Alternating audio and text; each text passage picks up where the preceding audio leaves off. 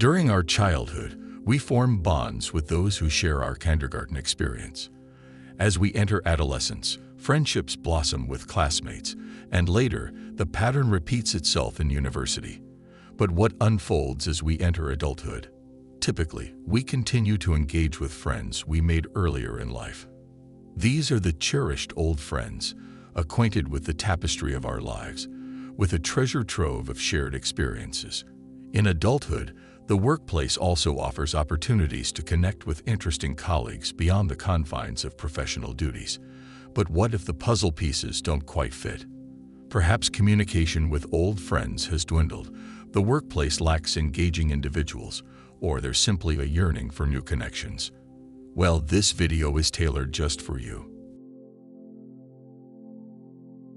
Today, I'll explore the intricacies of forging friendships in adulthood. Towards the end of the video, I'll outline the perks of such connections. Let me preface this by saying, there's merit in occasional solitude. In fact, I find it to be quite beneficial. I occasionally arrange solo excursions, visit a favorite spot, order a delectable treat, and indulge in contemplation. It's a delightful experience, and I highly recommend giving it a try. However, friends are an indispensable part of our lives. They inject vitality into our existence. At times, they imbue life with purpose and meaning. They also serve as a bastion of support, and who doesn't yearn for someone to lend an ear and provide encouragement?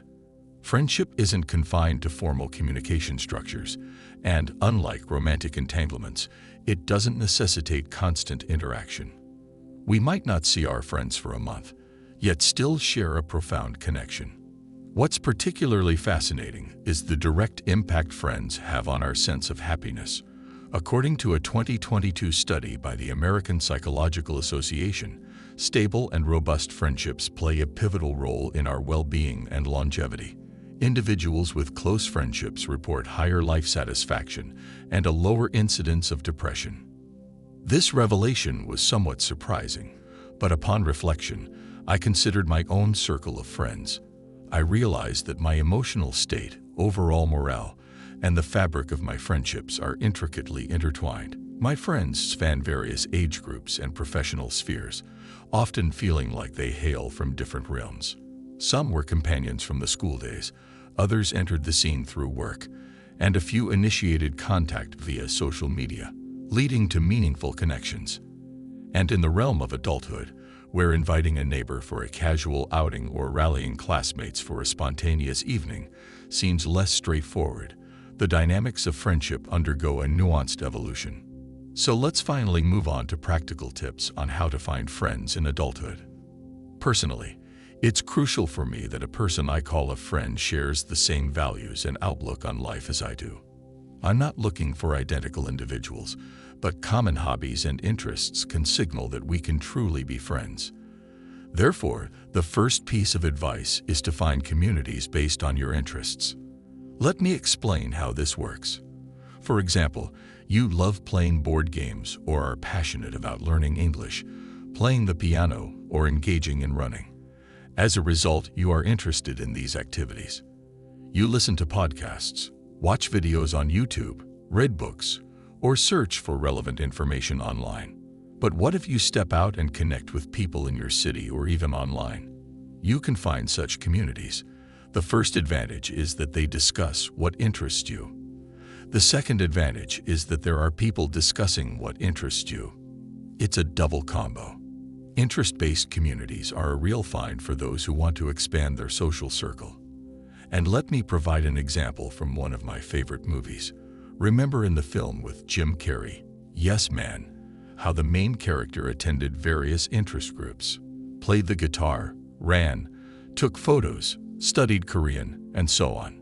He consistently did this with different people. So, in short, if you want to find people, go where people are. Perhaps now is the time to sign up for a thematic workshop, join a board game club, or attend your first language speaking club.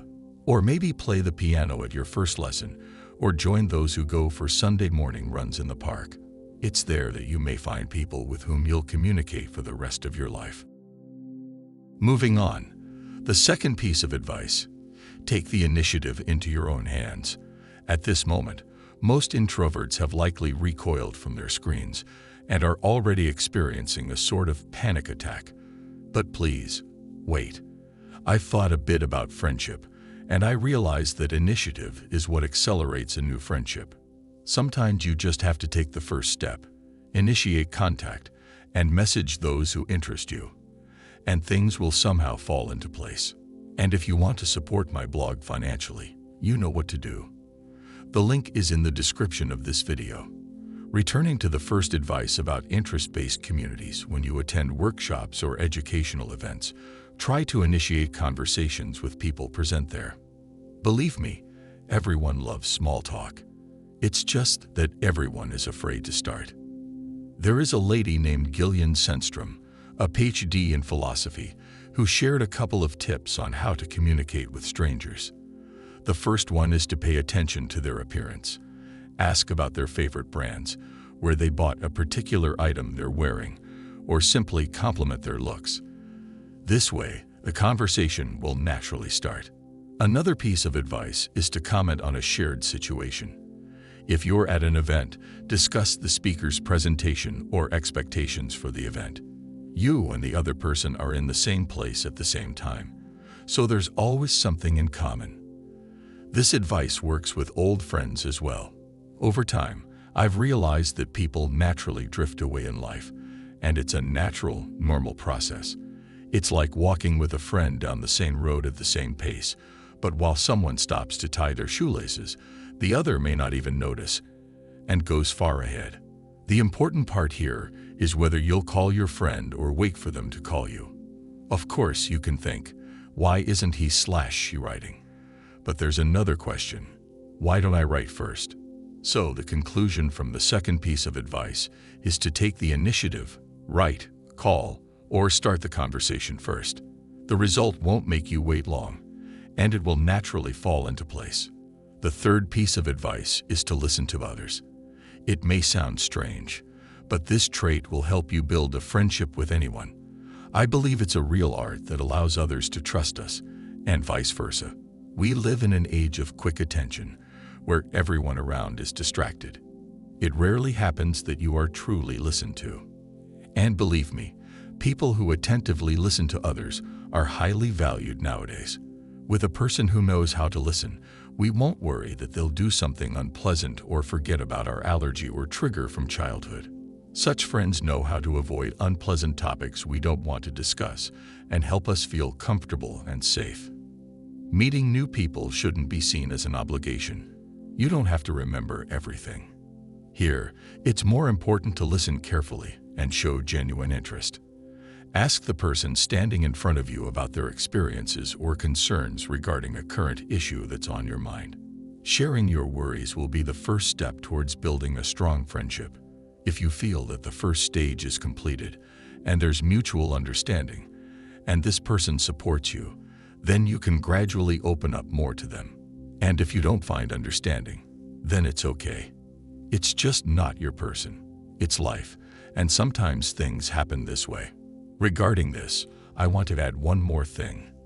We often avoid conversations with strangers, thinking that we'll appear awkward or too vulnerable. But research shows that all these anxieties and doubts are exaggerated. There's a psychologist named Nicholas Epley, PhD, from the University of Chicago. He and his colleagues found that conversations with strangers are usually less awkward and more pleasant than people expect. The research interestingly mentions that people tend to prefer deep conversations with strangers. I'll tell you a little story from my life. A couple of years ago, I loved hitchhiking a lot, and I must say that riding in a car with strangers led to fantastic conversations about very important and deep topics. Sometimes, after getting out of the car that gave me a ride, I felt so light and pleasant, as if I had just visited a psychologist, because I knew I would never see that person again, and there were no obligations. Sometimes, important conversations just started on their own. So remember that opening up to strangers can be easier than we think, and that's where your friendship might begin. Okay, we're done with the tips. And now, as promised, I'll talk about the advantages of friendship in adulthood. The first advantage is the conscious choice of friends. In other words, our experience and maturity minimize our potential mistakes in communication.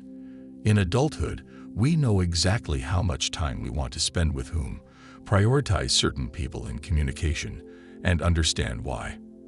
After a few meetings, we can determine if we resonate with someone and if we want to communicate with them. The second advantage is your other half being your best friend individually. I'd like to highlight romantic relationships that can be more fulfilling if they resemble friendship. An analysis of almost 8,000 respondents in a British survey showed that life satisfaction was about twice as high among people who said their wife or husband was their best friend. In adulthood, your significant other can become a real treasure not only because you are a couple, but also because you share similar interests and views on various aspects of life, engaging in common activities and hobbies. And the third advantage is shared professional growth. In school and university, most of us were searching for ourselves, but in adulthood, we know the direction or different directions in which we want to develop.